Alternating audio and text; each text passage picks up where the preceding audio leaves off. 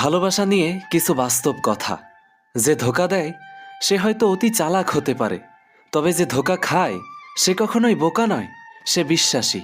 কখনো কাউকে কথা বলার জন্য বারবার অনুরোধ করার দরকার নেই, কারণ যার কাছে তোমার সত্যিকারের মূল্য থাকবে সে হাজার ব্যস্ততার মাঝেও তোমাকে সময় দেবে।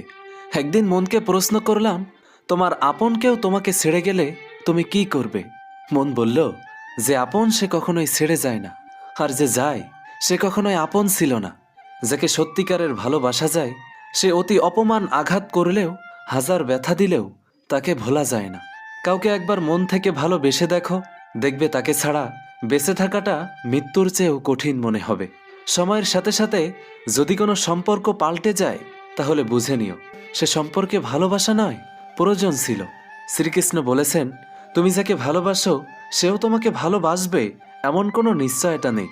ভালোবাসা কোনো ধন সম্পত্তি বা মোহ নয় যে জোর করেই তাকে পাবে। তবে মন থেকে ভালোবেসে যাও, বাকিটা সময় বলে দেবে। 1 বছরে 10টা বন্ধু বানানো কঠিন কোনো কাজ নয়, তবে 10 বছর ধরে একটি বন্ধুত্ব টিকিয়ে রাখা অনেক কঠিন। সম্পর্কটা দুইজনের হলেও যদি কেবলমাত্র একজন সেটা টিকিয়ে রাখার জন্য চেষ্টা করে তবে সে সম্পর্ক আর টেকে না। কারো অবহেলিত ভালোবাসার থেকে জীবনে একা থাকা অনেক ভালো। আচ্ছা, কষ্ট পেলেই কি ভালোবাসা হারিয়ে যায়? কখনোই না। যে ভালোবাসতে জানে সে শত কষ্টের মাঝেও ভালোবাসতে পারে। আদর্শ স্ত্রী হলো সেই নারী যে নিজের চাহিদাকে স্বামীর আয়ের ওপর সীমাবদ্ধ রাখে। বাবারা কখনোই কাঁদে না, কারণ বাবাদের চোখের জল গায়ের ঘাম হয়ে বেরিয়ে যায়। যতদিন তুমি অন্যের কথা সহ্য করতে পারবে ততদিন তুমি ভালো, প্রতিবাদ করলেই তুমি খারাপ। যদি তুমি গরিব হও তবে তোমার কাছের মানুষগুলো তোমাকে অবহেলা করবে, আর যদি ধনী হও তবে তোমার দূরসম্পর্কের আত্মীয়রাও তোমার খোঁজ নিবে। উদ্দেশ্য ছাড়া কেউ কাছে আসে না, স্বার্থ ছাড়া কেউ ভালোবাসে না। ভালোবাসতে হলে টাকার প্রয়োজন হয় না, শুধু প্রয়োজন হয় একটা ভালো মনের মানুষ। রূপ আর ক্যারিয়ার থাকলে সবার কাছে দামি মানুষ আপনি। যাদের মাথা গরম তাদের মন নরম। তার পিছনে দৌড়িও না যে তোমাকে এড়িয়ে চলে।